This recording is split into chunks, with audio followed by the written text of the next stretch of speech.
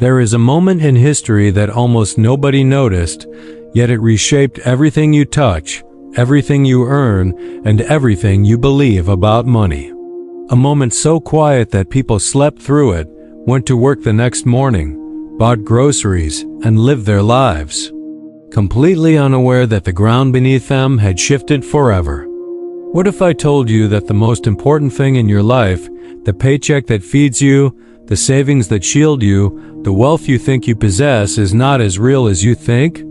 What if I told you that governments and central banks can summon it out of nothing, erase its value at will, and redesign its meaning without ever asking your permission? It doesn't sound possible. It sounds like the setup to a conspiracy theory. But this isn't a theory. It's the world you live in right now. And the transformation didn't happen today or in the last decade. It happened more than 50 years ago on a quiet Sunday night when almost no one was paying attention. August 15, 1971. President Richard Nixon appeared on American television, interrupting regular programming casual, composed, and deceptively calm. He announced that the United States would temporarily suspend the convertibility of the dollar into gold. A simple sentence, delivered without fanfare. But hidden inside, it was a revolution.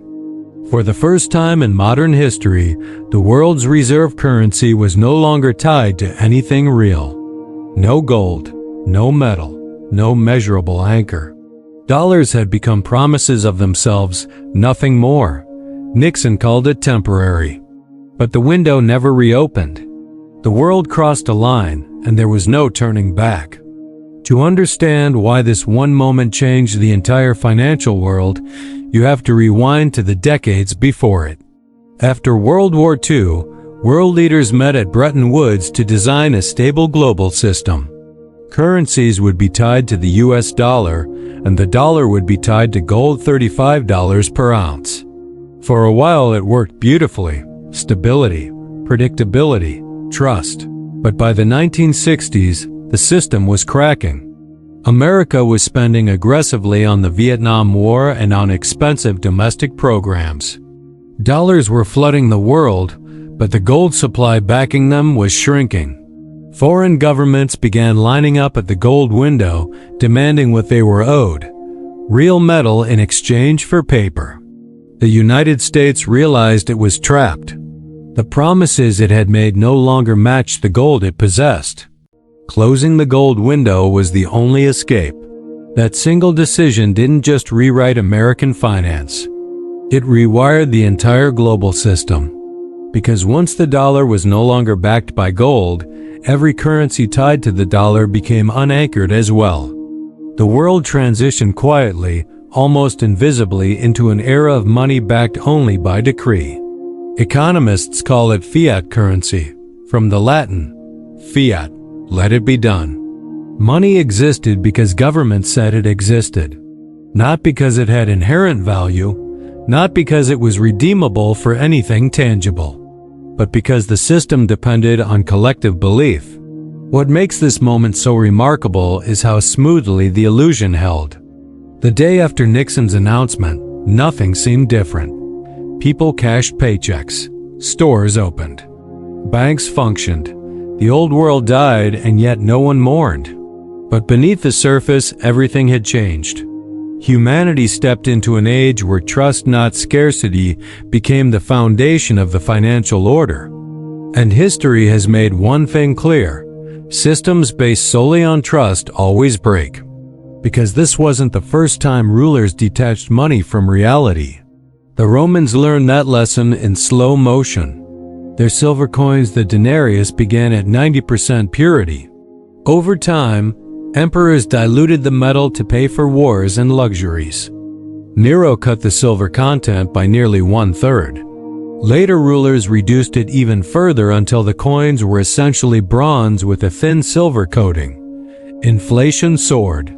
Confidence collapsed. Markets imploded. Roman citizens reverted to barter.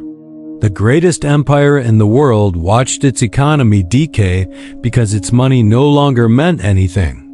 Centuries later, in the Yuan dynasty, China experimented with paper money. It worked beautifully at first. Paper was portable, efficient, elegant. But the emperors couldn't resist the temptation of the printing press. The supply exploded. Merchants lost trust.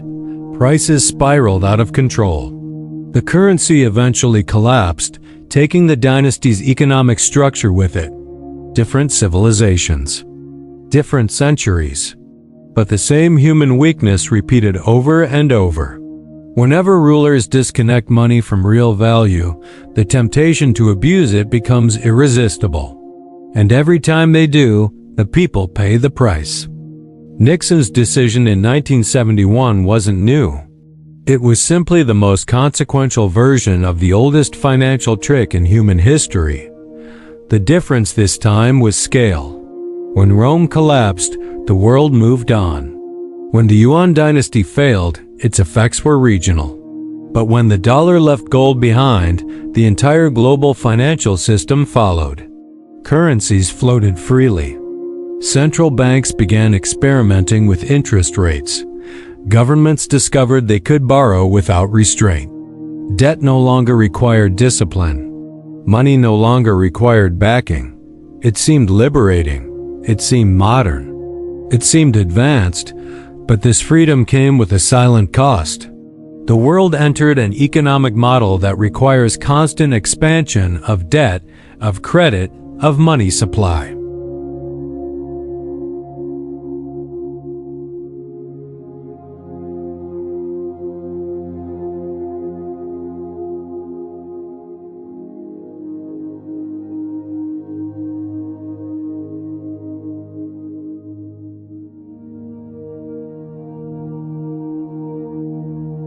Today, it exceeds 34 trillion. Not because of one crisis or one war or one administration, but because the system itself requires perpetual borrowing. Debt became the lifeblood. Printing became the treatment. Intervention became the norm. We lived through the dot-com bubble, the housing collapse of 2008, the unprecedented stimulus surge of 2020, and each time, the response was identical. More money, more debt, more liquidity. They call it stability, but this isn't stability. This is momentum dressed as control. You can see the deterioration in everyday life. In 1971, gold was $35 an ounce. Today, it's above $2,000. A house that cost $25,000 in the early 70s now costs closer to $400,000. Wages rose, just not enough. Most people today feel like they're resprinting on a treadmill that moves just a little faster each year. Working harder, owning less, saving less, and paying more.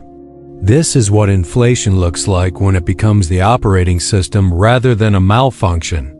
But the illusion stretches far beyond America. Once the dollar abandoned gold, every major currency untethered itself as well. Europe, Japan, China, all playing the same game of managed trust and expanding debt. And they're all exposed to the same vulnerability. Confidence. Money backed by gold will survive a crisis. Money backed by trust will not. Ask Weimar Germany in the 1920s. When reparations strained the economy, the government printed its way out. At first, it seemed harmless. Then inflation doubled weekly. Then daily. Workers needed wheelbarrows of cash. Children flew kites made of banknotes because the paper was cheaper than toys. Trust broke. And when trust breaks, no policy can fix it in time. Look at Argentina, a nation that has defaulted 9 times in a century. Each cycle unfolds the same way. Overspend, inflate, collapse, reset. The citizens adjust by abandoning their own currency and clinging to dollars, property, or anything that feels more real. That is what it looks like when a country loses monetary credibility. But what happens when the global system faces the same problem? The United States is not immune. Europe is not immune. China is not immune. Every major economy is built on a pillar that can crumble the moment belief falters.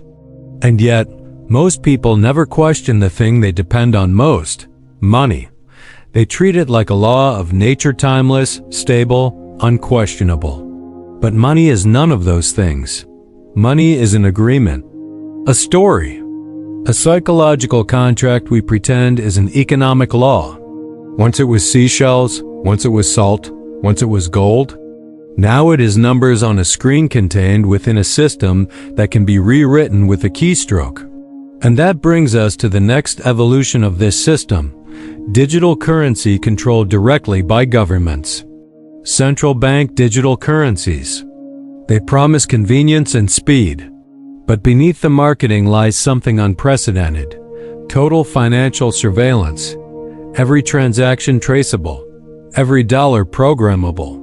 Every citizen's financial life open to manipulation. If fiat money is built on trust, imagine what happens when the same system gains the power to decide whether your money even functions at any given moment. Some people look to cryptocurrency Bitcoin especially as an escape. It offers fixed supply, decentralized control, and rules enforced by code instead of politics. It might be part of the solution, or just another chapter in a story humanity hasn't finished writing. Because the deeper truth isn't about gold or Bitcoin or fiat or bonds. The deeper truth is about power. When money loses its tie to something real, those in power gain flexibility, but the public gains vulnerability. Governments can overspend without restraint. Banks can gamble. Corporations can inflate their value with debt. And ordinary people carry the consequences when the cycle resets. This is the system we inherited the moment money stopped being real. A system that works until the day it doesn't. So what do? We begin by seeing the illusion for what it is. We stop believing that debt can grow forever, that inflation is always temporary, that the system is infallible. We study history not to predict the collapse, but to understand the pattern. Because history doesn't repeat. But it rhymes so clearly you can hear the echo if you're paying attention. Rome's debased denarius. China's collapsing paper notes. Weimar's worthless banknotes. Argentina's repeating cycle. The lesson is unmistakable. When trust dies, money dies. August 15, 1971 wasn't the day money changed. It was the day money revealed what it had always been. A story held together by belief. And stories only survive as long as people keep believing them. If this gave you a new way to see the world, tell me your thoughts in the comments. And if you want more deep dive financial history that exposes the hidden patterns behind our economy, subscribe to the Fiscal Archivist.